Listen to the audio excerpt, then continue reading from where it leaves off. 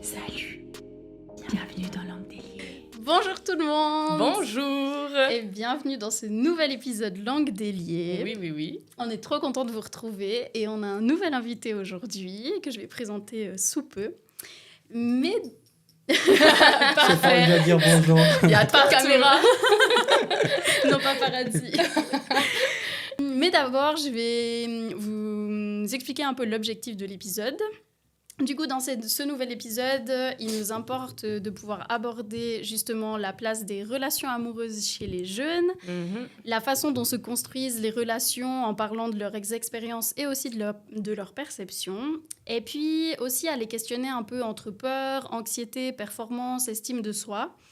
Et le besoin d'information. En fait, c'était aussi important pour nous de visibiliser justement ces questions, de visibiliser et de déculpabiliser aussi les questionnements et les difficultés qui peuvent survenir justement à ces âges entre l'adolescence et le début de la vie d'adulte.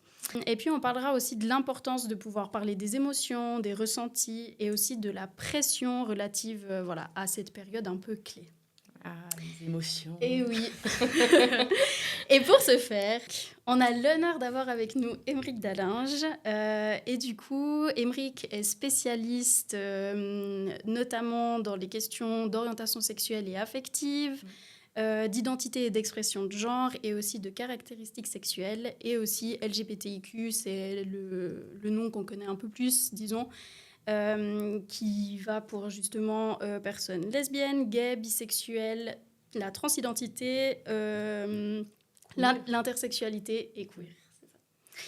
Et du coup, tu es aussi intervenant As de cœur avec le programme national de prévention des violences et des discriminations. Alors du coup, je te laisse la parole si tu veux te présenter davantage ou rajouter quelque chose. Déjà, c'est moi qui ai l'honneur d'être invité. C'est tellement chouette. Non, je trouve tellement chouette que vous ayez des invités aussi, d'ouvrir la parole avec d'autres personnes aussi, d'ouvrir une personne qui a un autre regard aussi sur un thème. Donc pour moi, c'est cool de pouvoir venir parler de ça avec vous, voir aussi vos approches, parler de ce programme, mais pas que, parce que c'est vrai qu'il y a ce programme As de cœur, puis il y a tout ce qu'on voit autour, derrière, etc. Puis toi, tu as fait la formation en fait, J'ai fait la formation du programme. Tu as été mon maître formateur. Non mais oui. Je t'ai formé effectivement au programme, et c'est vrai que il y a, pas comme toujours, il y a un packaging, et puis il y a ce qu'on voit dedans. Exact.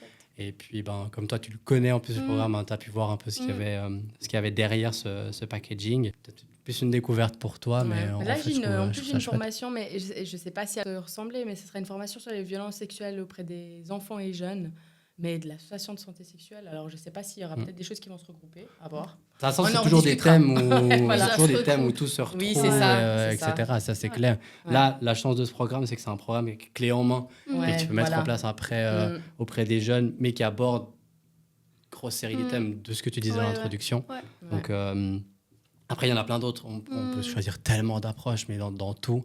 Et là, c'est une approche spécifique. Enfin, pour moi, c'est un moyen spécifique qui aborde plein d'approches. Ouais. C'est là où ce programme, il me parle et il me plaît. C'est que justement, on parle des relations amoureuses, mais pas uniquement. On parle aussi des relations amicales et familiales. Oui. Puis on parle de tout ce que ça imbrique d'être dans des relations, les émotions, la rencontre, la rupture, ça parle de tout. Et du coup, c'est vrai que ça fait sens. Puis ça fait sens avec tout ce que moi, je fais dans mon travail, puis toutes ces thématiques que j'aborde, effectivement, que ce soit sur l'identité, sur l'orientation sexuelle et affective. Ça vient pas définir, mais ça vient articuler les relations. Puis il y a des enjeux similaires dans les relations hétérosexuelles et dans les relations homosexuelles, mais il y a aussi des différences, puis ça, Bien sûr. on doit prendre en compte sans faire un focus que sur une thématique. Exactement. Donc voilà, et puis moi, ça fait des années que je travaille dans ces thématiques. Je suis pas mal travaillé dans les thématiques des addictions et de la santé sexuelle. Donc ça me permet d'avoir vraiment un panel assez global, et puis d'avoir une vision vraiment de l'identité holistique. Et je trouve que c'est une vraie force pour moi quand j'interviens, surtout que j'ai une formation de travail social à la base. Et c'est vrai que du coup, le contact avec les jeunes, l'approche avec les jeunes est complètement différent que si tu viens dans un truc d'application de programme. Tu viens appliquer un programme, tu as ton programme, puis tu n'as pas besoin de sortir. Moi, je sens que j'ai ce bagage éducatif. En fait, j'ai envie de les rencontrer, ces jeunes. Je n'ai pas juste envie de leur donner un programme, leur dire c'est super ce qu'on fait. j'ai envie de voir qui ils et elles sont. Ouais. Et puis de leur dire, voilà, ça peut vous être utile. Et du coup, c'est vrai que j'adore ce programme. J'adore les rencontres avec les jeunes, parce qu'il y a aussi des âges où on va aller chercher... on ne parle pas de ces thèmes-là. Alors moi, je vois des jeunes. Ce programme, on intervient vers les 13-14 ans, mais il pourrait aller pour tous les âges. Puis après, quand on intervient en post-obligatoire, on voit d'autres âges. Mais on aura le temps d'en parler, mais toutes les thématiques se rejoignent. Puis c'est vrai que là, on parle des jeunes aujourd'hui. On pourrait faire exactement la même discussion sur les cinquantenaires, les seniors. Enfin, les jeunes prennent justement ce bagage pour au final devenir adultes, quoi. Donc c'est pour ça qu'après, c'est aussi très important de faire le travail bien avant, toujours au final. Mais ça va teinter en fait une partie de tes relations. Mais ce que je trouve encourageant aussi, c'est que ça donne l'espoir que ça peut bouger positivement et négativement. En fait, ça vient... Moi, ce que j'aime dans ce programme, je vais me faire engueuler, mais ça vient prendre un peu les pieds sur terre à Disney. C'est qu'on garde quand même le côté féerique de l'amour, etc.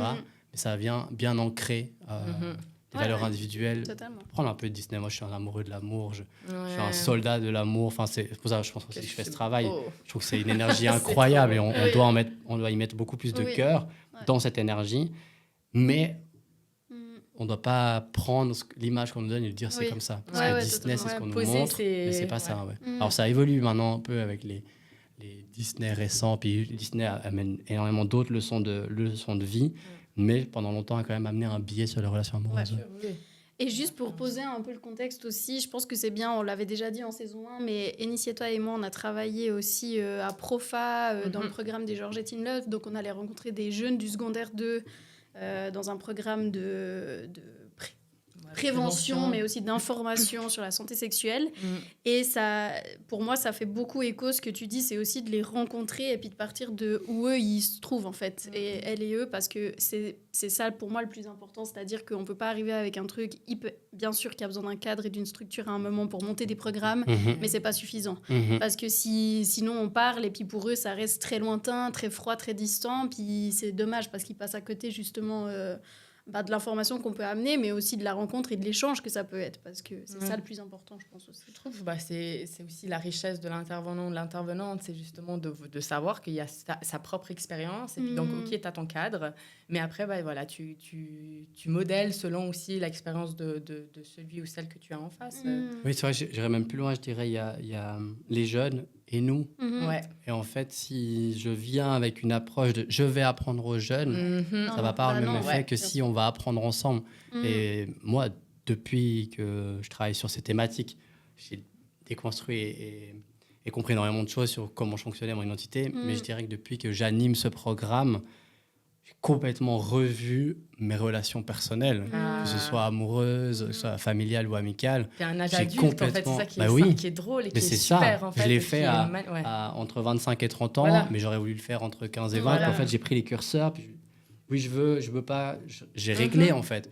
Et c'est ce programme-là qui m'a donné les outils, et c'est les rencontres avec les jeunes. Il y a des choses que j'aurais peut-être pas pensé bouger, que je bouge maintenant. Enfin, en fait, quand on fait ce programme, et c'est un message que je fais passer quand les personnes viennent se former, c'est qu'en fait, vous devez être prêt et prête à bouger. Parce que si vous ne bougez pas, vous n'allez pas avancer, en fait, vous n'allez pas rencontrer les jeunes. C'est ça, tu restes sur tes certitudes d'adulte en disant c'est moi qui sais mieux. Et ouais, totalement. Et on ne sait pas, les adultes ne savent pas. Non, en plus, bien sûr, il faut le dire. Il faut on pense toujours ça, alors qu'effectivement, ils ne savent pas. Non, mais vraiment. Supercherie. En fait, moi, je leur dis, les doutes que vous avez à 15 ans, il y a des chances qu'à 75 ans, vous les ayez encore. Merci. C'est une supercherie de croire qu'à 18, 20 ans... Moi, j'ai pensé ça. Je pensais quand j'étais enfant, je pensais qu'en devenant majeur à 18 ans, je sais pas, il y avait un éveil qui allait se passer le matin de mes 18 ans, puis que j'allais devenir un adulte, puis que j'allais tout savoir. Mais c'est faux, c'est des imposteurs. On ne sait pas, en fait. Toujours pas. Et ça bouge en plus. On essaye. Exactement. C'est ça un peu le travail continuel. Et puis en fait, je trouve que ce qui est important, c'est aussi... Ce que j'aime bien, c'est que ces jeunes, et aussi les professionnels, du coup, en l'occurrence, quand tu vas donner des formations, soit te rencontrent. Et en fait, il y a toi qui viens avec tes savoirs, tes formations, Et pas que finalement, en fait, c'est ça, c'est que tu viens avec tout ce que toi-même tu as appris de tes propres formations, de tes propres savoirs. Et puis expériences. comment tu évolues. Et puis tu permets aussi à l'autre, justement, d'évoluer, mais ensemble. Et pas je vais t'apprendre la vie. Ce que j'adore dans les formations d'adultes, c'est qu'en fait, je forme des grands ados. C'est incroyable parce qu'en fait, ils viennent là, le groupe vient pour se former au programme, pour le donner à des ados. Et en fait, en face de moi, j'ai juste des grands ados qui ont 45, 35, 55 ans. Mais les personnes ne s'attendent pas à ça quand elles arrivent. Hein. Et c'est dans la formation qu'elles comprennent à un moment donné qu'en fait, elles sont des adolescents et des adolescentes. Et du moment qu'elles ont compris ça, mais après, tu ouvres tellement de portes et de clés. Et moi, c'est ça qui me fascine. Donc, autant j'adore animer avec les jeunes, et c'est autant passionnant avec la formation d'adultes, parce que du coup, je vois les mêmes sentiments, les mêmes compréhensions, ça beaucoup plus tard. Et ça, c'est touchant. C'est touchant, expériences et des fois plus d'expérience, parce que l'âge, peut-être, pas forcément, mais aussi. Mais ouais, et je trouve aussi que ça reprend le message qu'on dit toujours, mais aussi au podcast. Et c'est pour ça que la 2e saison, le but, c'était d'ouvrir et d'inviter des personnes. Hein, mais c'est que les certitudes renferment, en fait. Et c'est ça que tu dis. Et quand on sort de ce truc de on sait alors qu'on sait pas, et qu'on apprend, et que de toute façon, c'est tout par l'expérience, selon moi, mais voilà. Et du coup, d'un coup, il y a plein de choses qui sont possibles et qui sont ouvertes. Et du coup, il y a aussi cette capacité de prendre en compte qu'il y a 1000 manières de faire et 1000 manières de voir les choses. Et voilà. Je le dis toujours, hein, notre podcast, il est toujours là un peu pour bien écraser toutes ces fausses croyances, bien ramener d'autres nouvelles bonnes manières de penser. Gros souliers. Et en fait, c'est ça, c'est qu'il n'y a pas une vérité absolue. Quoi. Depuis le début, on dit ça. Il n'y a pas de vérité absolue, il n'y a pas de hiérarchie. En fait, ça, c'est aussi quelque chose de très... de penser que parce qu'on est adulte, on sait mieux qu'eux, et ben en fait, finalement, on voit que pas forcément, quoi. C'est un programme qu'on donne en grande partie dans les écoles. Autant dire que l'école, c'est quand même un milieu très hiérarchique et très avec différents niveaux. Et en fait, quand on arrive avec cette approche-là, on vient complètement contraster. Et je pense que ça plaît beaucoup aux jeunes. Déjà, on ouvre un espace de parole sur une thématique ils n'ont pas, à part entre eux et elles.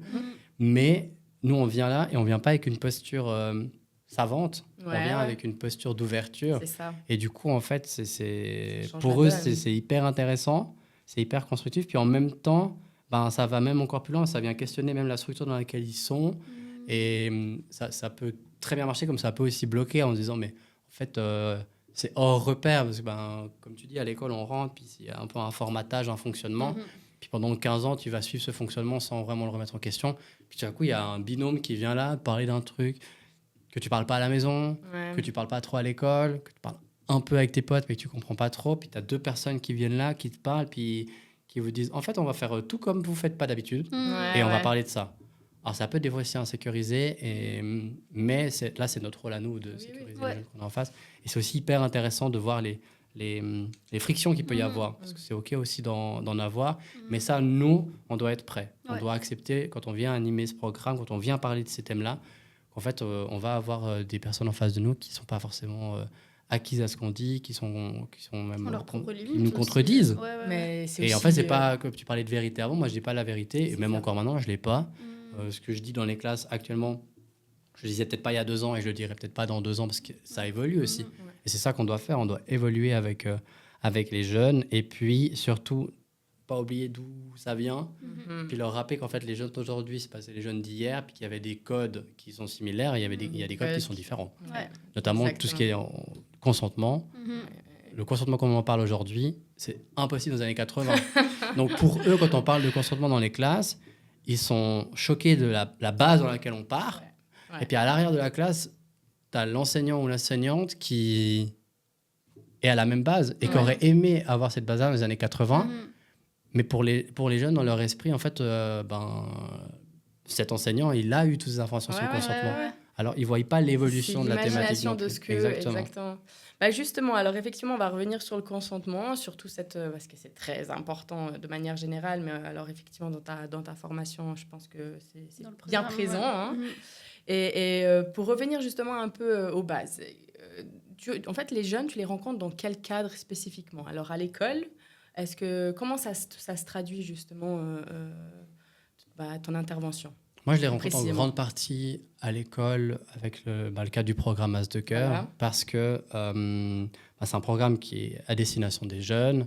Et puis, il y a certains cantons en Suisse romande qui le donnent de façon obligatoire dans les écoles, d'autres cantons pas. Et du coup, en Valais, ils se donnent de façon obligatoire dans les écoles. Je fais partie de l'équipe d'intervenants et d'intervenantes qui vont dans les classes donner ce programme. Sur le canton de Vaud, il est pas obligatoire, mais il se donne aussi maintenant depuis 2 ans. Et donc, je rencontre les jeunes. Et puis, c'est un programme qui se fait initialement en 5 séances d'1h30. Mais le cadre scolaire étant ce qu'il est, par exemple, en Valais, il est raccourci, donc on vient une matinée. Ah, ok, en une fois. On vient une fois 4 heures, puis on aborde l'ensemble des thématiques du programme, on ne va pas en profondeur.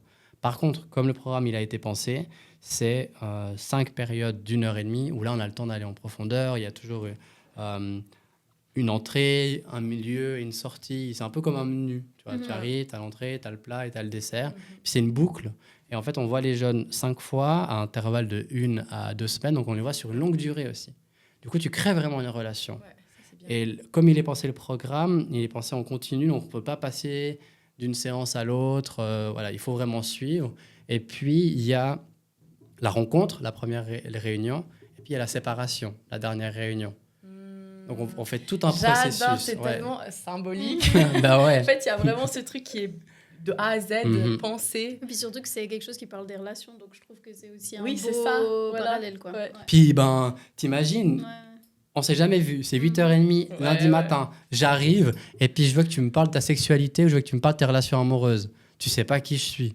T'as pas envie. Ouais. Donc, on va progressivement. Et c'est vrai qu'à la fin de la première séance, il y a des enseignants et des enseignantes qui nous disent « Mais en fait, j'ai pas compris le principe. Moi, je m'étais fait une image du programme. J'avoue que je suis un peu déçu. C'est un peu le monde des bisounours, votre truc. » Parce que dans la première séance, on vient définir un peu qu'est-ce qu'on peut attendre des relations.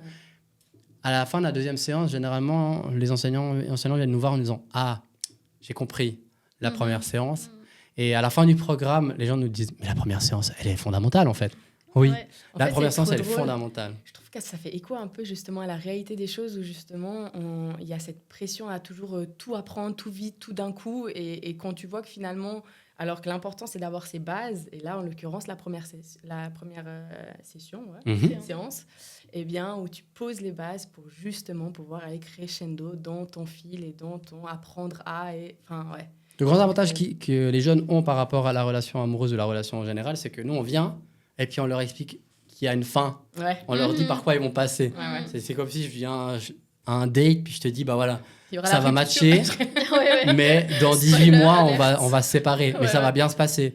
Ou dans 18 C'est mois, on va trop se séparer, bien. mais ça va mal se passer. Ouais. Mais entre deux, ce sera super, tu verras. Ouais. Donc nous, on leur montre vraiment tout. On les rassure en disant, bah voilà, vous avez aussi le choix de quitter, pas, faire des pauses, etc. Donc il y a vraiment cette dynamique relationnelle. Et la dernière séance, elle est aussi hyper forte parce qu'en fait, on leur montre un schéma de séparation ou de rupture du lien positif. Et ça, c'est assez fou. Souvent, cette dernière séance, elle est plus difficile avec les adultes. Quand on donne la formation, le dernier jour de formation, c'est une formation qui se donne sur 2 jours, hein, donc c'est assez express.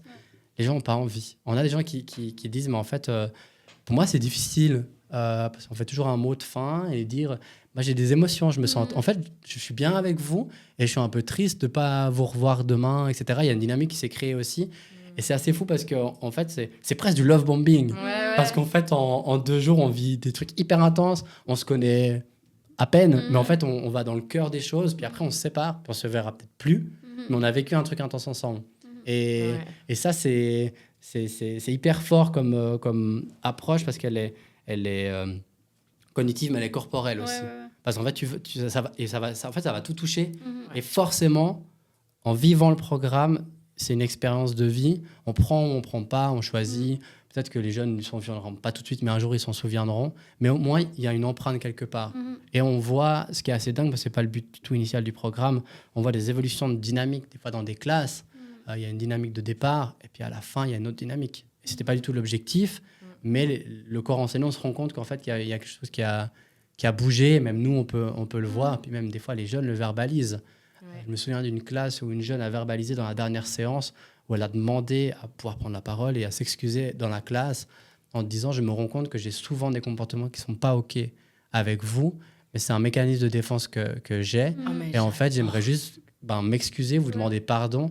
Et puis, en fait, vous demandez l'indulgence envers moi parce que j'aimerais que ça change, mais ça va me prendre du temps et je vais encore continuer, mais je vais faire en sorte que ça réduise. Puis qu'elle est consciente Puis de ça aussi. Et qu'elle est consciente. Toi, ouais, t'es là, ouais. c'est 9h30 Mais matin. c'est trop beau. Et t'es émerveillé. trop beau. T'es émerveillé. Et elle a 14 ans. Ouais, c'est voilà, incroyable. j'aurais Oui, mais ça fait 1h30, quoi. Et on a Ouais, 1h30. dingue. On s'est vu 5 fois. Ouais, ouais. On a 1h30. Et puis là, t'as la classe qui est complètement dans la réception, dans l'accueil, des jeunes qui lui disent mais oui, on savait, mais c'est comme ça qu'on t'apprécie, etc.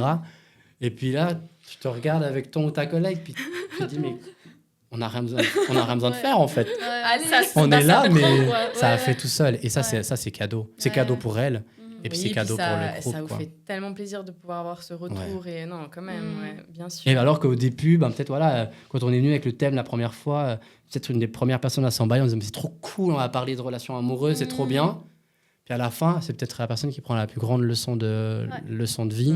Et les autres, du coup, ben, ça vient teinter leur fin d'année. Et ça, C'est c'est ce que trop je beau. veux dire. Quoi. À part ça, même si ça vient pas forcément sur le moment T, ça, en fait, ça touche. Même plus tard, même 2 ans plus tard, tu te diras, ah ouais, je me rappelle de ça, en fait, à ce cours. Et puis, enfin, peu importe si c'est sur le moment T ou après, moi, je trouve que, voilà. Bah, ça plante des graines aussi, Voilà. je pense. Oui. Et puis c'est ça qui est Ouais. important. Exactement Puis ça. après, au moins, tu l'as entendu, t'as pu prendre ça en compte d'une certaine manière. Et puis, ben, je trouve que c'est chouette pour après tes expériences même futures, quoi. Parce que là, tu te diras peut-être, ah, est-ce que ça va avec moi? Est-ce que là, ça va pas? Est-ce que ça a fait résonner des choses et tout ça? Puis c'est ça le but, quoi, de ce genre de programme, je pense aussi. Et c'est aussi accepter que des fois, c'est pas le moment. Ouais, Moi, voilà. c'est quelque chose que Voilà. je dis en formation, c'est en tant qu'adulte, vous avez envie de donner ce programme parce que vous êtes sûr qu'il est bien pour les jeunes. Mais s'il y a un jeune qui résiste, il faut aussi accepter que c'est peut-être pas son moment. Exactement. Et peut-être que c'est difficile. Et en fait, vous devez vous sentir si vous devez aller appuyer ou pas. Parce que aller appuyer trop fort, c'est prendre le risque de toucher quelque chose de trop sensible. Et ça, il faut pas faire. Au final, je trouve que ça fait écho aussi aux consultations. Il y a des gens qui peuvent venir, mais qui finalement, on voit qu'il n'y a pas encore le truc où ils sont assez prêts pour se lancer dans beaucoup de... Voilà, parce que ça bouscule beaucoup de choses. Voilà. Et en fait, c'est ça, c'est que, bon là, c'est vous qui allez, mais pour dire... Oui, mais je pense à la même chose. Vous, voilà, en c'est tant le que même, consultante, bah, vous devez adapter peut-être une thématique. Voilà. Là, on avait dit qu'on parlerait de ça. Et puis en fait, vous sentez que la personne, c'est pas son moment. Puis ben, c'est là, en fait, la consultation, elle est guidée. En fait, la patiente, le patient, il vient pour vous voir. Et puis en fait, il attend que vous le guidiez. Même s'il a envie, c'est vous qui devez sentir ça. Donc, Bien sûr. il y a bien un sûr. travail un peu similaire, même si c'est pas du tout un travail avec une vertu thérapeutique. Ouais. Mais du moment qu'on parle de ces thèmes-là, pour moi, on peut pas parler de ces thèmes-là sans faire un bout de développement, un bout de thérapie. C'est sûr, non mais c'est sûr. Évident. Ouais. C'est tellement des thèmes qu'on aborde jamais, qu'on n'a jamais abordé, qu'on commence maintenant à aborder. Et du coup, forcément, du moment que tu l'abordes, ça fait pop-up, Ah ça oui. fait pop-up des sujets, c'est sûr. Mais par curiosité, juste, ça fait combien de temps que c'est, du coup, par exemple, en Valais ou bien en Canton de Alors, en Vaud Valais, il est obligatoire depuis 4 ans. le ça programme, me choque que ce soit obligatoire en Valais et pas Canton de Vaud. Je suis fière du Valais. Ah ouais, non, mais c'est génial. Hein. Non, C'est un mais gros vraiment, travail qui a c'est été trop fait. C'est un gros travail qui a été fait hein, pour que ça le soit. C'est un programme qui existe quand même maintenant depuis 20 ans. Mais ouais, c'est des personnes comme ça qui ont été porteuses c'est ça, de volonté pour ça, parce que ça faisait sens. Puis effectivement, on voit que ça fait sens. Puis ce qui est assez fou, c'est dans les évaluations, parce qu'on fait évaluer le programme aux jeunes. Et moi, ça fait plus de 10 ans que je travaille dans la prévention et sur plein de thèmes, et auprès des jeunes. Et des jeunes qui répondent déjà à un questionnaire d'évaluation, c'est compliqué. Mais là, c'est plus de 80% de satisfaction du programme. Et tout le monde Donc, dit, nécessité, il recommande, ouais. il faut en parler, c'est génial. Certains disent, il faudrait qu'ils viennent plus tôt, plus tard. Donc, c'est toujours à améliorer. Mais ce que je retiens de ça, c'est que le thème, il est important à cet âge-là. Et puis qu'il faut le faire. Puis le faire de la meilleure des manières possibles. Ouais. Parce qu'on ne peut pas le faire n'importe comment non plus. On ne peut pas juste dire, ben voilà. On ne pourrait pas dire non plus, il faut intégrer ces thèmes-là dans le programme scolaire, puis les enseignants et enseignantes ont qu'à le faire. Ce n'est pas le même rôle. Là, on voit, on a des écoles sur Canton de Vaud où on forme des enseignants et enseignantes à animer le programme. Et on discute beaucoup de la casquette, de dire, mais en fait, comment je fais de passer d'enseignant à animateur du programme? Comment je fais à donner un cours de biologie? Puis la séance d'après, est-ce que les jeunes que j'ai en face de moi me parlent de leur intimité? C'est pas la même casquette, donc je pense que c'est aussi une force d'approche. Après, je dis pas que les enseignants ne peuvent pas le faire. Je pense que les enseignants et enseignantes peuvent le faire, mais ça demande un switch interne de se dire, OK, là, je suis pas dans mon rôle enseignant, je suis dans mon rôle plutôt d'accompagnement. Et c'est hyper riche. Là, cette formule, elle est riche parce que du coup, ça permet une continuité aussi et que la personne elle soit toujours en lien avec les jeunes. Mais c'est vrai que c'est vraiment cet interrupteur de dire je suis là pour accompagner ce groupe et on va s'accompagner ensemble. On n'est pas là pour donner des définitions et puis on vient amener des valeurs et puis on discute en fait. On discute. Tu me posais la question du consentement. Il y a des classes où on vient parler de consentement, il y a une multiculturalité. Tu ne peux pas te permettre de dire le consentement, c'est ça. Tu peux te permettre. Oui, mais tu es à côté et tu rates ton public. Voilà. Mais ça demande à l'interne de se positionner. On a une situation avec ma collègue où on vient parler de consentement et en face de nous, on a plein de communautés différentes qui se rencontrent et qui ne se rencontrent pas sur certains aspects. Et on vient parler de consentement. Et puis là, tout d'un coup, on se retrouve à avoir 8 visions différentes du consentement. Puis en fait, tu te regardes puis tu dis, bon, est-ce qu'on impose la nôtre ou est-ce qu'on discute? Puis on a discuté. Et c'était assez impressionnant, c'est qu'à la fin, les jeunes sont venus s'excuser en disant, en fait, on est désolé d'avoir remis en question ce que vous avez dit. Ouais. Puis moi, j'ai dit, mais t'as pas à t'excuser. En fait, sans toi, j'aurais rien appris. Ouais. Là, j'ai appris tellement. Mais en fait, d'où l'importance de la réflexion, de la discussion. Parce que du coup, tu restes pas dans ton carré comme ça, dans ta tête, mais tu vois qu'en fait, il y a peut-être une autre manière de voir, à voir si elle te plaît ou pas. Enfin, voilà. Mais c'est pas très suisse de penser comme ça. Hein. Faut le dire. Hein. Il faut le dire. Enfin, franchement, il faut le dire. C'est pas très suisse. Ça demande. Nous, ça nous a demandé de se régler les deux, mais tu vois, c'est un coup d'œil. Parce que tu peux dire, on vient là, on vient poser un programme, puis c'est pas faux. Hein. Mais tu peux aussi dire, OK, on est un espace de parole. Ouais. Et puis on ouvre. Et en fait, c'est là où tu... Alors peut-être qu'il y a un côté, tu dis peut-être que le message du consentement, il est moins bien passé, peut-être qu'il n'y a que 30% qui est retenu. Mais ce qui est retenu, c'est l'espace de discussion. Et dans l'expérience, la jeune a compris qu'il avait le droit de parler. Ça veut dire que dans le consentement, il va comprendre le jour où il ou elle est confronté qu'en fait, il a le droit d'avoir un questionnement. On passe par différents biais. En fait. Et puis je trouve aussi que ça vient un peu de manière méta, mais par rapport à la structure que vous amenez, ça vient aussi apprendre à communiquer. Parce que le manque de communication et des problèmes de communication, nous, on en voit tout le temps au cabinet aussi, dans les couples, mais aussi des fois avec des consultations individuelles, hein, mais où il y a vraiment un manque là autour. Parce que si chacun reste campé sur ses positions, en fait... il n'y a pas de dialogue qui peut être amené. Et je trouve que d'imposer ça de par la structure, de par comment c'est construit, je trouve que c'est aussi un pas en avant pour eux dans leur fonctionnement relationnel. Quoi. Bien sûr. Alors que la communication, c'est le 5e module. Ouais. C'est ça qui est fou. Et tout finalement, en fait, tout se retrouve... Ça, je trouve trop riche aussi. En fait, ce programme, il a une continuité, si tu veux, mais tout c'est cyclique. On parle de communication à la fin, mais en fait, dès le départ, on fait de la communication. Et du coup, quand on arrive à la communication à la fin...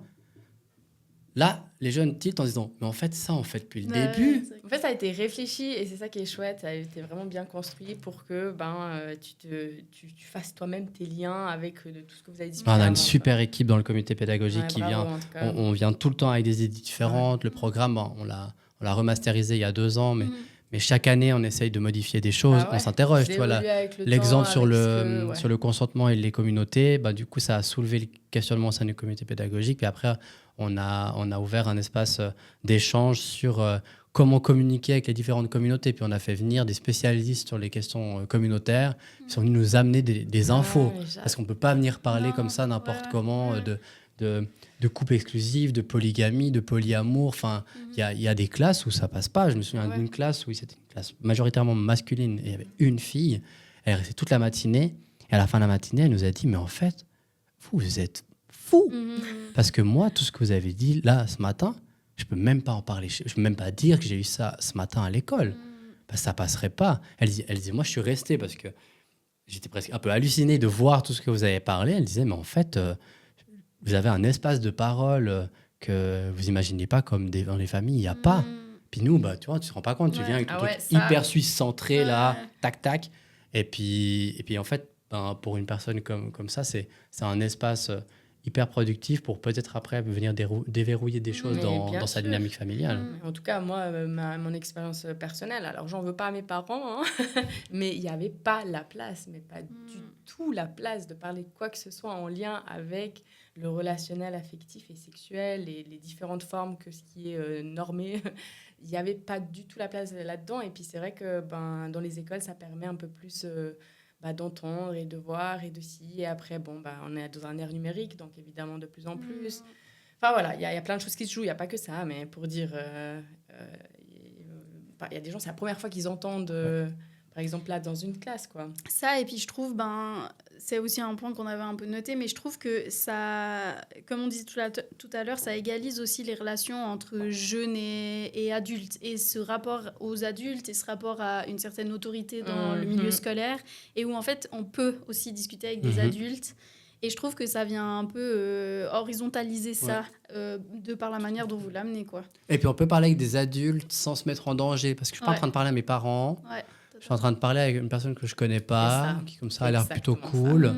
Et puis ça m'engage à rien, parce que c'est pas la personne qui va me noter non plus. Bah oui, si t'as pas l'habitude de parler avec tes parents, tu te retrouves un peu... c'est confrontant, ça peut être confrontant. Voilà, exactement. Puis il y a une gêne, faut pas se mentir, il y a une gêne au début. Enfin, je pense que la première séance, elle a aussi pensé comme ça, où on fait connaissance, parce qu'on ne pourrait pas arriver tout de suite parler des thèmes hyper touchy sur l'intimité, la sexualité, parce qu'il y a une gêne, il y a le poids du qu'en dira-t-on, le poids du groupe, etc. Et puis, de ce que tu disais tout à l'heure, il y a l'accès au numérique.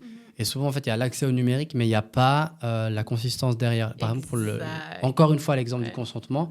Le terme, il y a 2 ans, quand on allait dans les classes, il y en a qui connaissaient, mais pas tous. Là, dans toutes les classes dans lesquelles je vais, je pense que les jeunes peuvent assez rapidement lancer le terme consentement. Par contre, quand tu essaies de leur demander d'expliquer le consentement, là c'est plus compliqué. Puis en même temps, tout d'un coup, tu peux avoir une personne qui est hyper avertie sur la notion de consentement, puis qu'en fait, elle est choquée du manque de connaissances de ses camarades. Donc, c'est aussi intéressant de voir dans le groupe une personne qui nous parlait même de consentement émotionnel, et puis en face, une personne qui disait, mais le consentement, enfin, c'est abstrait. Enfin, en même temps, tu sens quand tu as envie, tu sens que tu n'as pas envie, puis ça se fait, quoi. Enfin, c'est normal, on ne se demande pas, on ne va pas se demander. Et en fait, ça contraste dans la classe. Et puis nous, on fait de la modération de discours, en fait. Puis ça parle. Puis en même temps, tu dois temporiser un peu la personne qui est choquée, parce qu'elle parle de consentement émotionnel, parce que c'est intense, c'est sur le moment, donc les jeunes vont parler comme ils pensent, et ils savent quand nous, on laisse cette possibilité-là. Parce qu'on a une dynamique de groupe qu'on ouvre pour ce programme, puis on construit une charte ensemble. Et souvent, la question de la liberté d'expression, elle vient s'installer. Et on leur dit que c'est OK de parler comme on pense, et comment on arrive à le dire aujourd'hui. Donc là, les thématiques, par exemple, LGBTIQ, etc., l'homophobie, la transphobie, c'est des choses qui peuvent ressortir aussi. Et c'est OK que ce soit exprimé. C'est juste comment et où est-ce qu'on va avec ça. Mais moi, j'aime en tout cas à laisser dans les groupes que j'anime que ça transparaisse, parce que je préfère que ça soit dit, qu'une personne exprime son homophobie, et puis qu'on puisse comprendre et peut-être déconstruire ensemble, plutôt que ça soit jamais abordé. Qu'au final, j'ai jamais rien vu. Et à la fin des 5 séances, je me dis, vraiment super cette personne. Et qu'au final, derrière, ça ne suit pas, parce qu'il y a des propos homophobes ou transphobes qui sont circulés. Tout à fait. Alors après, tu régules, tu dis aux jeunes, voilà, là, la personne, elle s'exprime, ça vient vous toucher, c'est normal, mais c'est bien, et c'est important que la personne elle puisse aller au bout de son idée. Ensuite, toi, tu pourras t'exprimer pour dire pourquoi tu n'es pas d'accord. Et même si, pour revenir sur la question LGBTQ, ce n'est pas du tout un thème central du programme, il y a des fois où on l'aborde, mais en fait on a le temps de pouvoir enlever les peurs, etc., déconstruire, et ça se fait même des fois tout seul, ça c'est génial. Oui, et puis du coup c'est aussi ce qui m'amène à justement poser la question de comment en fait les discours autour des violences, comment ça naît aussi à travers ce programme, et puis ça tourne souvent aussi autour des peurs, on en avait aussi déjà parlé, hein. Et du coup, si tu pouvais nous en dire aussi un peu plus.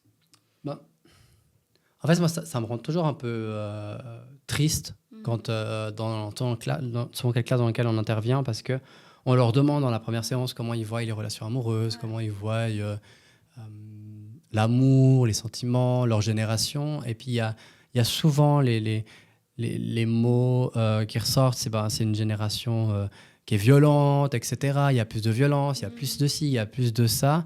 Et en fait, on se retrouve à venir les rassurer, à leur dire, mais vous savez, parce qu'on leur montre des chiffres aussi pour étayer le programme, on leur dit les chiffres de violence, etc. Puis on doit du coup leur expliquer qu'il y en a à leur âge, mais qu'il y en a aussi plus tard. Et qu'en fait, si on vient les voir là, maintenant, c'est pas parce qu'ils et elles sont plus violents, mais c'est justement pour que dans 15 ans, quand on on publiera les chiffres annuels des violences de couple et des violences domestiques, Ouais. et ben ça est baissé. Voilà. Puis qu'on arrête cette montée en escalade, où là on est à la moitié de l'année, on a explosé le record de féminicide sur l'année dernière. Ouais. Ben là on vient les voir maintenant, non pas parce qu'ils et elles sont plus violents, mais pour éviter qu'en fait ils soient confrontés à de la violence. Donc on vient aussi calmer un peu ça, et puis leur dire que oui, il y a de la violence. Mais parce qu'il y a de la violence, parce que le monde actuellement est violent.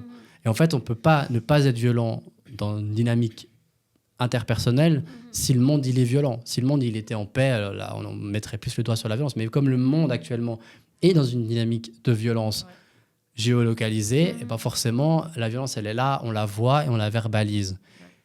Et du coup, il y a souvent un peu cette épée de Damoclès. On est la mauvaise génération. On est violent, le climat, ça va mal. Et en fait, il y a un poids.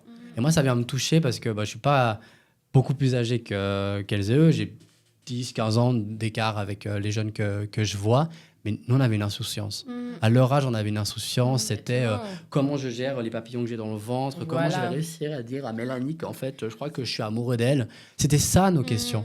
C'était pas de se dire « Ah, mon Dieu, mais où est-ce que ça pète dans le monde ?» Il y avait des guerres aussi, mais on n'avait pas autant d'accès. Ouais. Où on se disait « Mais est-ce que si je vais lui dire à elle qu'en fait, je suis amoureux d'elle, est-ce qu'en fait, elle va pas m'accuser ?» Ça, on sent les peurs aussi avec toutes ces accusations qu'il y a pu avoir sur des footballeurs ou des personnes connues.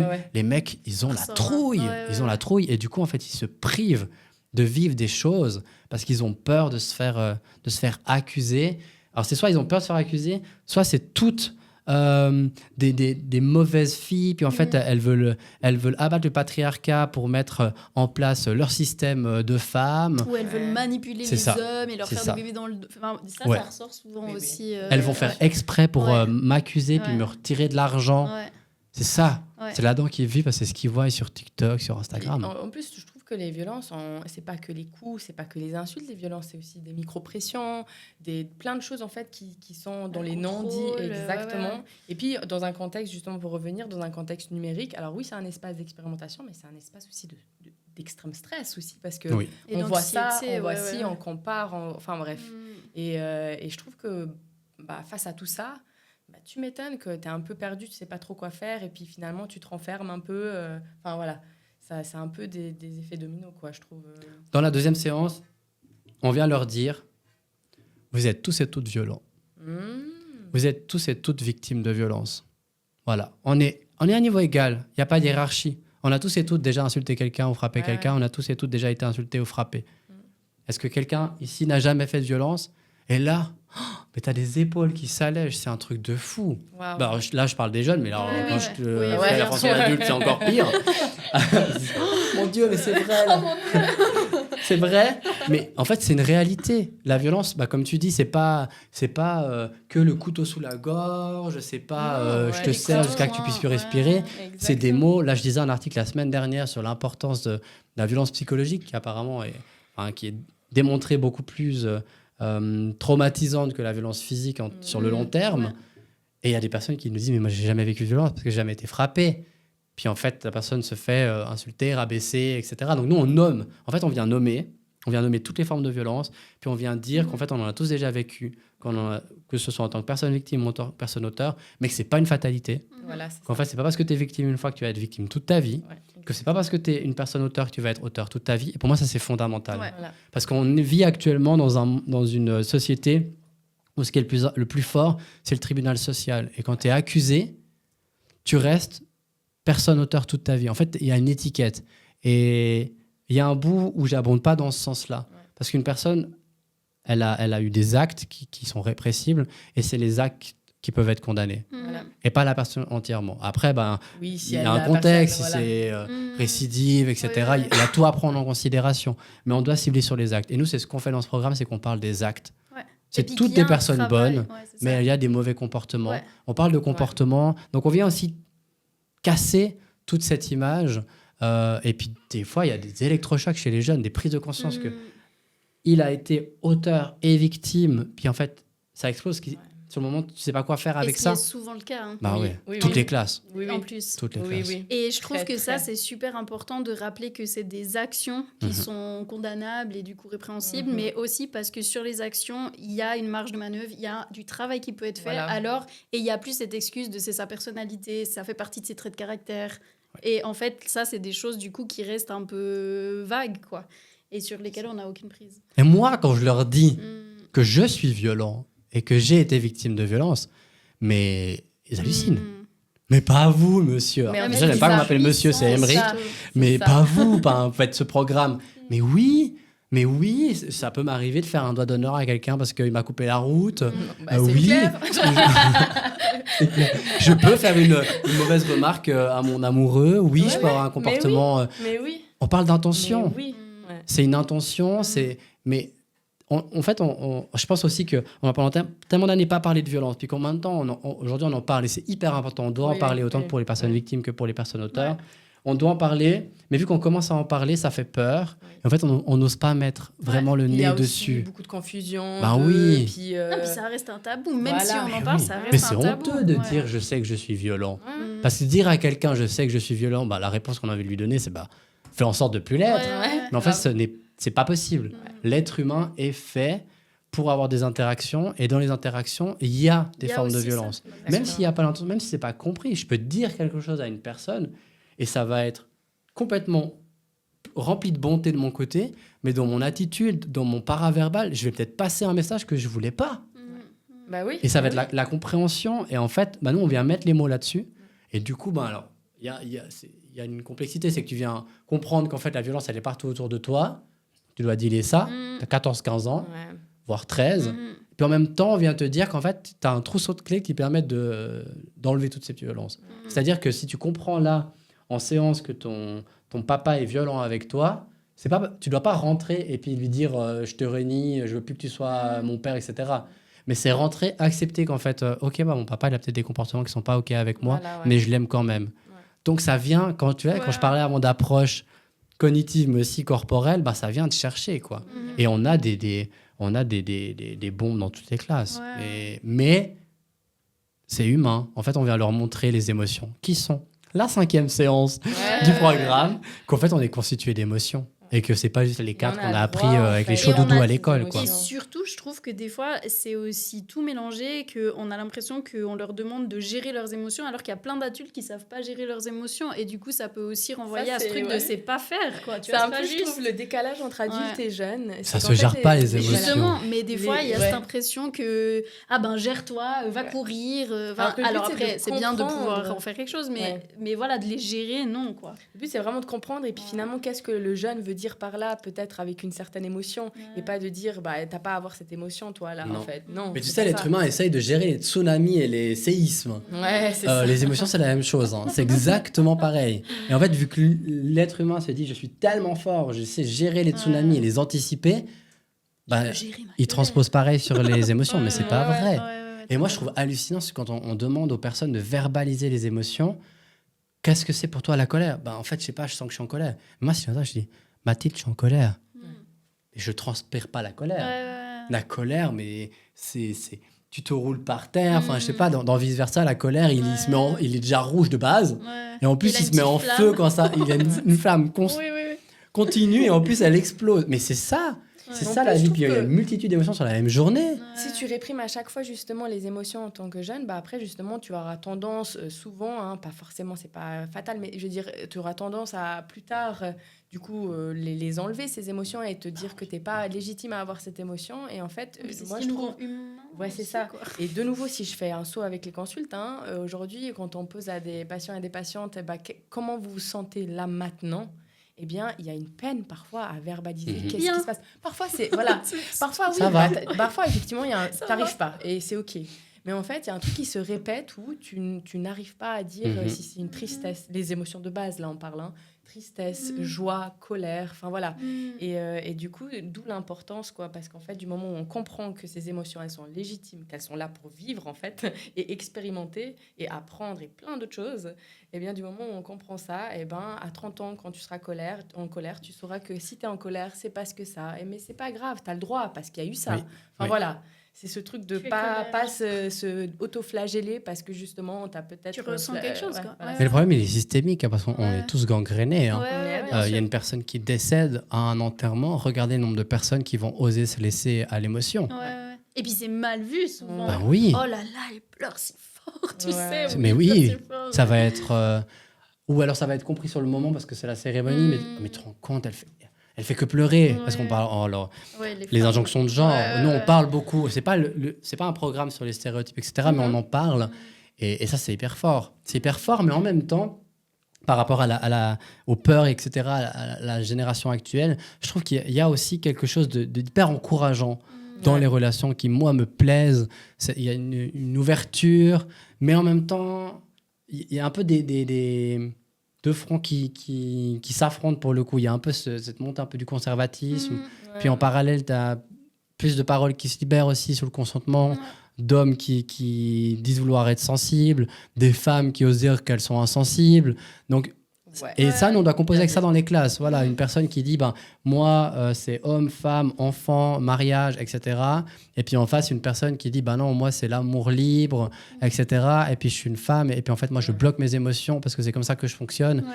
Et puis en fait, j'aurais aucun souci à tanner mon mec s'il se comporte mal. Et puis un homme en parallèle qui dira, moi, je suis hyper sensible. Et en fait, un moindre petit truc, ça peut me faire pleurer. C'est peut-être pour ça que je veux pas d'enfant parce que je dois déjà apprendre à me gérer moi. Ouais, Et nous, on ouais, doit ouais. composer avec ça. Et du coup, c'est vrai qu'on doit casser nos prérogatives à nous. Et c'est intéressant parce que dans les équipes, on est tous et toutes diverses. Et en fait, par rapport à ton vécu, tu dois bouger tes choses. Ouais. Tu vois. Moi, j'ai 30 ans. Voilà, tu as tout ce que tu as vécu avant. Mais si j'en avais 65 et que j'avais 4 enfants et que j'en étais à mon 3e mariage, peut-être que je tiendrais un autre discours. Ouais, totalement. Donc, c'est, en fait, Et ça on doit nous teint, venir. ça nous teint C'est ça. aussi, Mais on doit amener aucune injonction. On ne doit Ouais. pas être pro-mariage, on ne doit pas être anti-mariage. Ouais, On ouais. doit pas non, être tu pro-LGBT, viens pas on pour doit ça, c'est vraiment, C'est ouvert. Et en fait, on apprend tellement. Et moi, j'adore cette génération. Ouais, ouais. Je l'adore et en même temps, je suis triste pour elle parce que Ouais, j'aimerais c'est ça que qu'ils j'allais te puissent demander. se réjouir et profiter. Ouais. J'aimerais qu'ils puissent... je finis souvent là-dessus, les conclusions de programme, c'est vivez, expérimentez, tombez amoureux, Ouais. faites-vous larguer, En fait, c'est ça. Soyez triste. soyez triste, remettez vivez des mauvaises L'éducation à expériences. l'erreur, en Mais fait. bien sûr. L'éducation à l'erreur, c'est... Mais je bien, parce trouve, qu'ils se mettent une ouais. pression de Voilà. fou. Ouais. Mais mais les mecs, les jeunes mecs, je suis trop triste pour eux. Ils osent plus. Ils osent plus. Puis à côté, ils ont le tonton un peu graveleux qui dit mais moi à l'époque, j'ai ça, puis ça fait pas de mal. Moi, je l'ai retourné. Hein. Puis non, mais c'est ça. La main au cul, ça fait pas de Je mal. me retrouve non. avec les deux Valaisans et leur accent maintenant. Alors on veut pas ça. En fait, il faut trouver un équilibre. Mais des jeunes pétrifiés, Non, qui mais ont- tu qui ont plus de m'étonnes. rapports sexuels, qui ont plus de. Bah, c'est C'est fou, quoi. Ouais. Mais Ils osent Ouais. Ouais. Après, il y a aussi ce truc du collectif qui prend beaucoup sur l'individu, quoi. Et Non, et puis avant, tu parlais aussi de l'ère des médias Ouais. et Mhm. aussi ça. Et ça, je trouve aussi que ça reconstruit et ça reconduit tellement d'injonctions, tout en ayant l'air un peu dans ce truc woke, on libère la parole et tout ça. Mais en fait, ça reconduit aussi tout plein de pressions, mais de nouveau, de genre aussi, Mais je là, trouve, obligé. hyper violemment. ouais. Et puis, aussi, nous, on a fait notre travail de sexologie clinique là-dessus, mais sur le visionnage de la porno, justement, fait, et oui. comment ça culpabilise et tout, alors que, je veux dire, je pense, les 3 dernières générations, en vrai, tout le monde, à un moment donné, a consommé de la porno, et Mais puis on oui, a fait ce qu'il en a fait, et puis Mais- je trouve que ça, c'est difficile aussi pour ces jeunes, parce que du coup, c'est genre, soit aïe, aïe, aïe, En fait, je sais pas, je trouve et il que faut en parler, en c'est fait. ça, la pornographie, c'est que de toute façon, c'est accessible. Donc, dans tous les cas, tu vas pas pouvoir avoir un pouvoir sur le fait d'interdire la Ouais. pornographie. Il n'y a pas de ça là-dedans. C'est présent, ça a été présent, c'est présent, point. Je me répète, mais voilà. Par contre, là où c'est compliqué, c'est que cette personne, en fait, qui visionne la pornographie, elle se retrouve seule face à justement quelque chose qui n'est pas du tout de l'ordre du réel. Ouais. Et puis, quand tu regardes ça à 12 ans, ou peut-être même plus jeune, dépend à quel point tu peux y avoir accès, voilà, tu te fais complètement une fausse image. Alors là, ça, on entend et on réentend. Et je pense que c'est toujours important de le redire parce que c'est toujours d'actualité. Hein. Oui, mais quand tu vas dans le café, tu leur dis je sais que vous regardez du porno. Je veux pas savoir qui, Ouais. mais je sais. Ils sont là, mais non, mais monsieur, mais c'est trop gênant ce que vous dites, etc. Mais c'est là, en fait. Bah oui. C'est là, on sait. Bah oui. Il faut pas se leurrer. Par contre, alors nous, on parle pas forcément, dans le programme, on parle pas de pornographie. Non. Ouais. Il y a toute une partie où on parle de sexting, on parle de nude. Mm. Et moi, je leur dis, je veux pas savoir qui. Ouais. Mais on sait que les nudes, elles s'envoient. C'est juste dans les années 80, c'était compliqué les cartes postales parce qu'il y a tout le monde qui voyait. Mais on s'est quand même dit une fois avec une de mes collègues que les personnes qui développaient les photos, les pellicules de photos dans les années 80, mais ils ont dû voir des horreurs. Ils ont vraiment dû voir des trucs. J'ai toujours dit ça. Paix à eux et à elles, franchement, et gratitude parce que franchement, il y a des trucs qu'ils ont dû développer au secours. Peut-être qu'il y en a qui ont fait des copies, mais aujourd'hui avec le téléphone, tu peux. Et nous, on est là, on leur dit, on veut pas savoir qui, on est là pour vous dire comment vous pouvez faire du Vous êtes sexting pas là pour et savoir envoyer des nudes. effectivement qui Mais là quoi. aussi, tu vois les épaules qui s'abaissent, etc. Hmm. Après, ils titillent un peu, ils disent ah mais vous, puis t'es là. En fait, on n'est pas là pour parler de moi. Ouais. Moi, je te demande pas, on n'est pas là pour parler de moi. Mais effectivement, ça se fait, on sait, et ça c'est pas que chez vous. Hein. Les seniors ils nude aussi, ouais, hein. ouais, Il faut le dire. Hein. Ouais. Parce qu'ils savent très bien utiliser WhatsApp et puis s'il faut envoyer, Bien enfin je veux sûr. dire, Bien les sûr. hommes, femmes de 40, 50 ans qui divorcent, qui sont dans leur, Dans qui leur découvrent les applications, Ouais, etc. Ben, ils ont pas les codes, hein. Ouais, moi, c'est Ils ça font que pas des j'adore. bonnes nudes. Hein. Ouais, ils n'ont pas forcément les codes, effectivement, mais ils ont Pas ce du truc tout. où ils retournent un peu. Oui, Dans Dans- l'adolescence. Exact. Oui, on oui, mais on s'entend, s'entend. mais oui. Et C'est d'où le incroyable, fait que ça.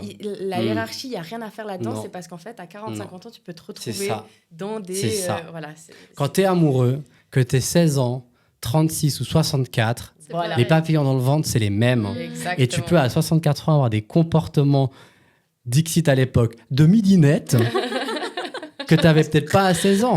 Mais c'est un fait. Et en fait, tu as 64 ans et tu fais n'importe quoi Ouais, ouais. parce que c'est trop cool, on est trop amoureux. Ouais, puis ouais. tout l'entourage est là. Non, mais c'est pas Mais possible. t'as 64 Qu'est-ce qui se passe, 64 ans, mais quand même. Mais c'est génial en fait. Et j'espère qu'à Génial. 84 ans, ça sera encore comme ça. Ouais, ouais. Parce que l'amour, c'est ça. Parce que c'est ça qui C'est la nous rend beauté de vivants, cet c'est amour, génial, c'est ça qui nous fait vivre, qui nous fait palpiter. Et il faut. Ouais. Mais et ouais, de nouveau, je trouve que ça rejoint au truc de mais vivez-le quoi. Et puis peu importe l'âge et peu importe si on se casse la gueule à la fin parce que ça fait partie de l'expérience aussi. Mais juste pour refaire le lien avec ça, je trouve aussi que la pornographie, ça vient mettre une lourdeur parce qu'il y a cette performance il y a cette anxiété de performance Ouais. justement qui Ouais. s'ensuit. Il y a aussi ce truc de l'image de la femme, l'image de l'homme, dans des rapports aussi de domination quand même, Mhm. surtout dans le porno mainstream, quoi. Et je trouve que ça vient figer et ça vient, bloquer, quoi. Quelque chose qui, en fait... Mais il y a une question que moi j'aimerais vous poser à l'inverse. Ouais. J'ai un avis, j'ai un regard un peu là-dessus. Mais quel est votre regard à vous sur toutes ces plateformes où les personnes aussi produisent du OnlyFans, etc., où il y a du contenu Ouais. qui est créé par la personne, c'est elle qui est directement rémunérée, Ouais. c'est de la pornographie, du travail du sexe volontaire. Ouais. C'est quoi votre regard à vous là-dessus? Tu veux aller où je vais? Vas-y, commence. Bon, déjà, moi, Je pense qu'on a le même. Ouais. Déjà, je pense que si on parle, effectivement, il y a quand même une reprise de pouvoir dans le fait d'être indépendante dans ton métier finalement. Et non, tout bon, merci. C'est l'invité qui nous demande à boire, t'es trop chou. Et justement, donc d'être indépendant et indépendante dans ton Activité. voilà, Activité, production ouais. d'images pornographiques ou vidéo. Et en fait, dans ce sens-là, c'est une avancée, moi, je trouve, et c'est une bonne opportunité. Après, c'est vrai que c'est parti un peu en bombe. Du coup, aujourd'hui, on ne faut pas forcément espérer que ça pop forcément ou quoi que ce soit. Enfin, voilà, ça aussi... Ça va redescendre. Voilà, c'est Ouais. ça a pris Mhm. beaucoup de place. Mais c'est vrai que moi, j'ai beaucoup entendu, en tout cas beaucoup eu de retours, je ne sais pas toi, Matt, mais beaucoup de retours que finalement, on retrouvait certaines mêmes schémas que dans les pornographies où, certes, oui, tu avais quand même cette indépendance et ce côté-là, mais qu'en même temps, eh bien, il y avait toujours cette image un peu soit dégradée, soit autre par rapport aux femmes. Alors là, il y a beaucoup plus aussi d'hommes qui ont OnlyFans. Mais je sais pas, il y a eu beaucoup d'avis parfois qui disaient que finalement c'était un autre type de pornographie et que ça s'y détachait, mais pas trop. Alors moi, je sais pas trop quoi penser de ça parce que évidemment, je ne sais pas du tout c'est quoi les contenus OnlyFans. Je ne sais pas sous quelle forme. Parfois, ça peut être soft, dit soft. Oui. Parfois, ça peut être plus explicite. Voilà. Totalement. Et donc, du coup, je dirais qu'il y a quand même un changement qui s'est fait. Il y a quand même une reprise de pouvoir. Mais... Je pense qu'il y a une révolution du coup de l'industrie mainstream. Ça, Quand c'est même. un point positif, je pense. Voilà, c'est ça. Parce que voilà, nous, on a fait aussi un travail en master là-dessus où on a vu justement comment c'était notre titre, je sais plus, mais la double fétichisation. Double fétichisation dans le porno. Et puis on avait repris le documentaire que Rocco Siffredi avait fait sur lui-même, en fait, qui était mais un documentaire quand même. Et puis on avait basé notre travail là-dessus, puis on avait vu quand même que c'était un moyen de reconduire quand même hyper fort des stéréotypes de genre, enfin voilà.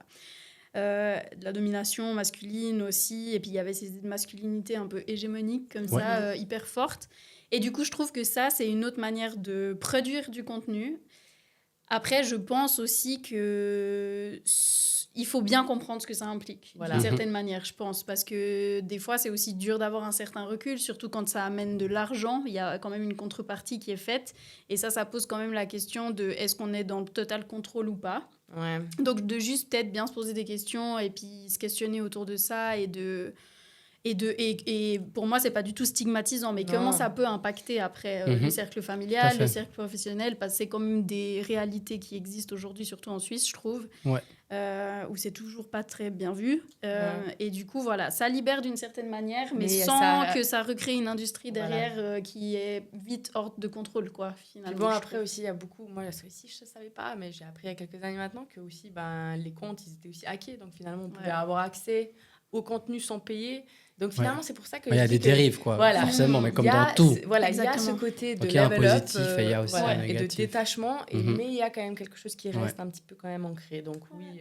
Parce que moi, je trouve quand même ce qui est fondamental, ce qui change fondamentalement par rapport aux années 80 ou 90, c'est que la parole, elle est prise par les acteurs et les actrices et non pas par les productions. Et du coup, on vient déjà casser un système de pouvoir et ça change énormément. Parce que le nombre d'actrices qui sont sous pression parce qu'elles doivent faire toutes les pratiques sexuelles et elles se retrouvent avec des bleus. Justement, on a eu ça. Des bleus parce que c'est de l'esclavagisme sexuel. Exactement. Et donc, du coup, il y a quand même une évolution positive. Il y a un monsieur forcément derrière qui va te dire ça.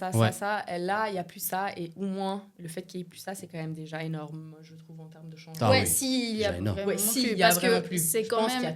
Il faut répondre à un marché, puis il y a quand même une certaine pression esthétique quand même, selon moi. Parfois. Oui, ça reste central, je pense, avec la thématique, puis comment le monde il est fait actuellement, puis comment la société elle évolue aussi. Ça a quand même le mérite, je pense, de mettre en avant certaines zones d'ombre qu'il pouvait y avoir. Et je pense que dans tout, c'est important de rendre lumineuses ces zones d'ombre. Puis après, on ne peut pas tout gommer. Non. On aurait tort de penser qu'on puisse tout faire. Et puis, en fait, c'est montrer une réalité. Et moi, ce que je trouve, l'influence que ça a sur les jeunes, c'est qu'il y a une partie qui valorise ça. Ça peut donner envie.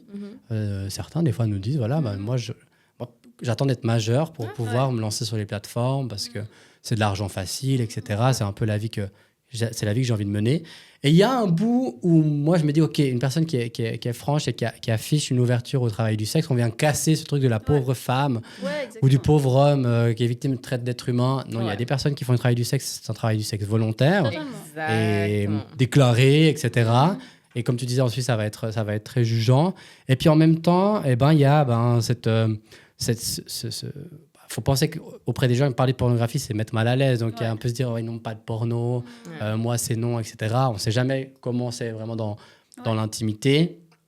On doit toujours un peu encadrer, mais je trouve que là, pour le coup, c'est donner une vitrine, en même temps donner la parole, et il reste des dérives. Et je pense que c'est aussi important qu'on en parle et qu'on donne des outils aux jeunes pour comment faire, bien faire. Et encore une fois, comme je disais avant, ne pas oublier les pas jeunes.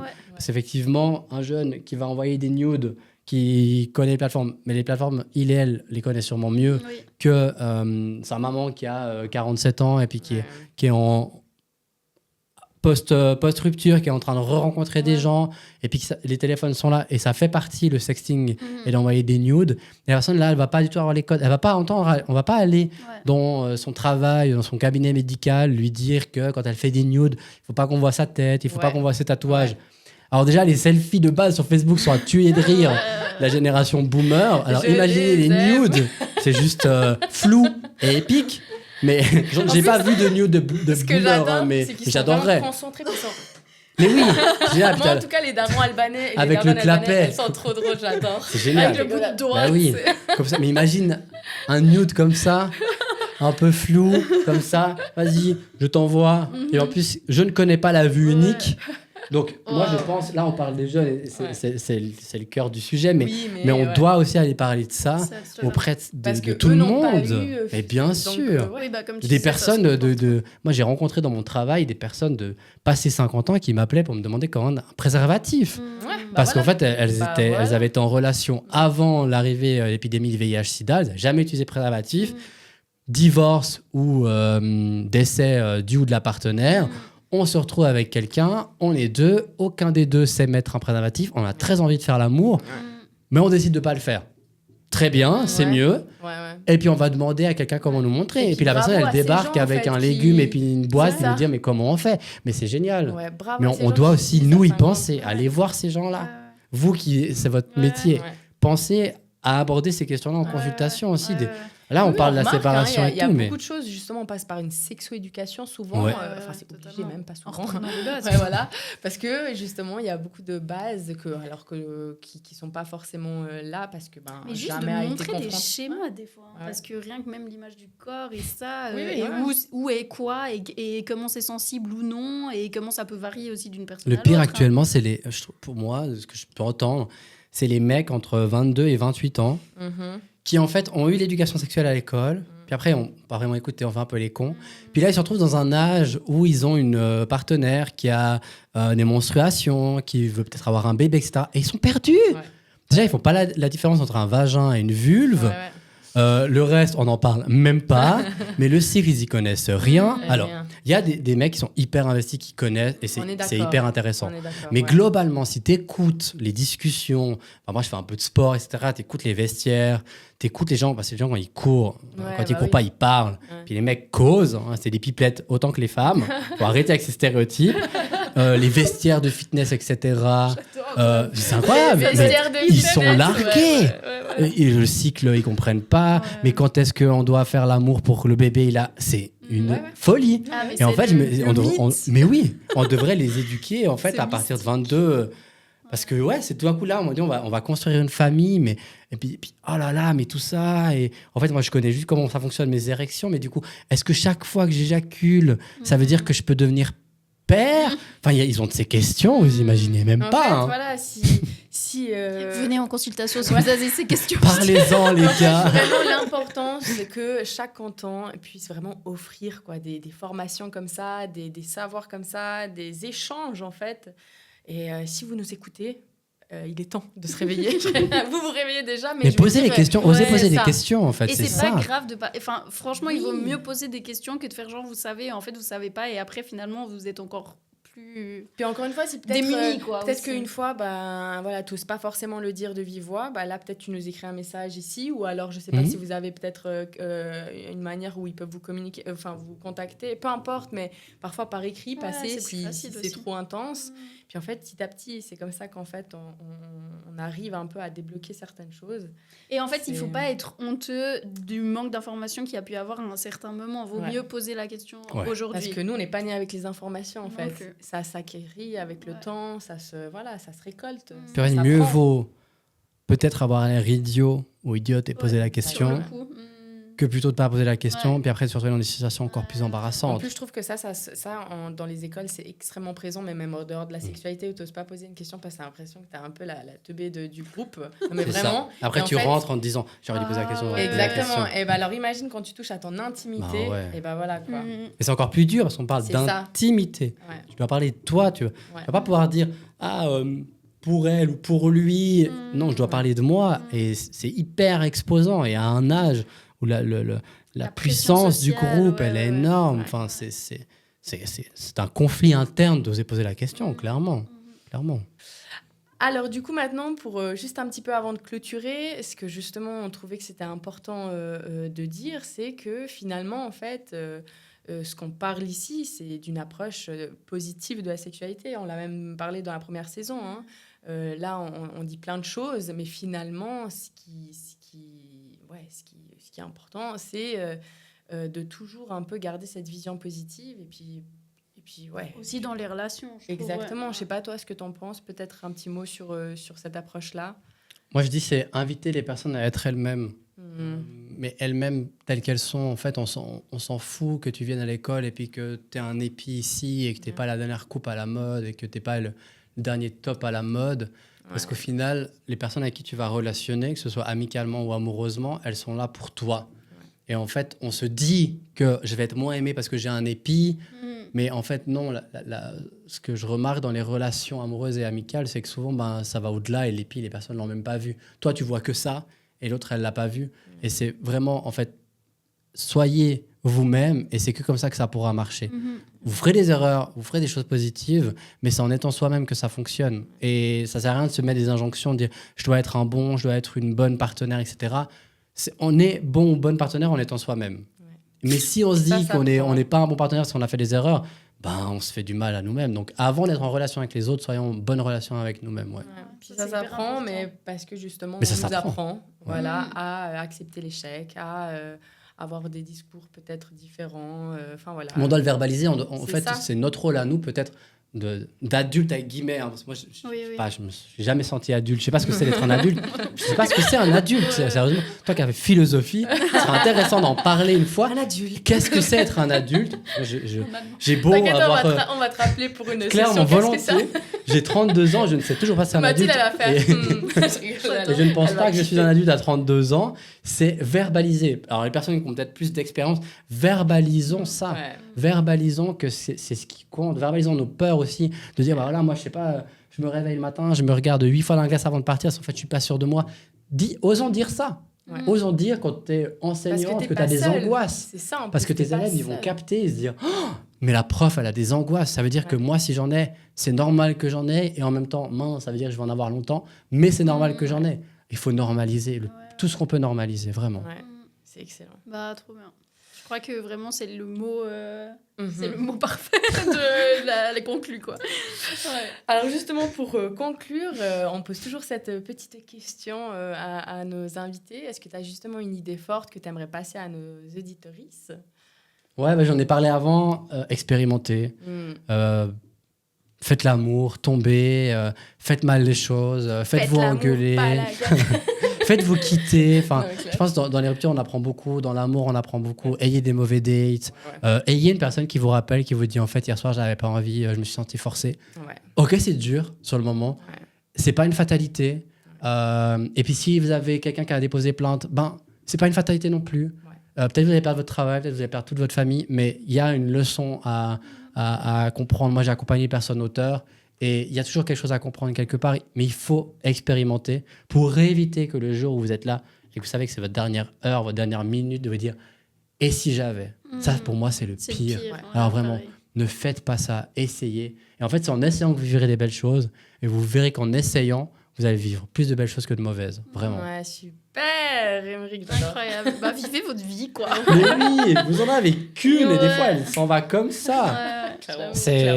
Moi, c'est ça, c'était une leçon de vie, c'est de perdre des gens autour de moi qui étaient toujours dans des SI et qui, en coup, ont perdu la vie, quoi. Donc, vivez. Complètement, ouais. Là, tu dis bien, tu dis très bien, effectivement. Et juste avant de finir, on va parler des ressources que de toute façon vous retrouverez en description comme à chaque fois. Mais du coup, tu avais quelques ressources que tu aimerais partager. Oui, il y a As de cœur, d'avoir le programme, bien sûr, évidemment. Parce que c'est vrai qu'il y a le côté scolaire, mais il y a aussi le côté parascolaire. S'il y a des personnes qui veulent sensibiliser les jeunes, qui veulent se former, qui veulent savoir aussi des parents, qui veulent savoir qu'est-ce que c'est ce programme que les enfants ont eu en classe. Puis après, plus largement, il y a ciao.ch. Tu parlais aussi de si on a des questions. Il y a déjà énormément de questions qui sont posées sur le forum, donc d'aller voir. Pour tout ce qui est des violences dans le couple, dans la famille, le site Violence que faire est vraiment bien fait. Et je pense que c'est vraiment un thème qu'il faut qu'on aborde plus en 2025, faire l'autruche, puis dire on veut pas voir. Puis en fait, sur tous ces sites, vous avez toutes les autres thématiques qui sont liées, que ce soit les questions communautaires, sur les personnes LGBTQ. Vous avez toujours un onglet quelque part qui va aborder quelque chose. Donc, allez là-dessus, et puis vous trouverez l'information. Puis si vous ne savez pas trouver, demandez à ChatGPT, parce que ChatGPT va vous trouver. Dire, aujourd'hui, vous avez plus d'excuses. À ChatGPT, tu lui dis où est-ce que j'ai besoin d'aller? C'est pas que pour le clafoutis aux cerises, c'est pour tout.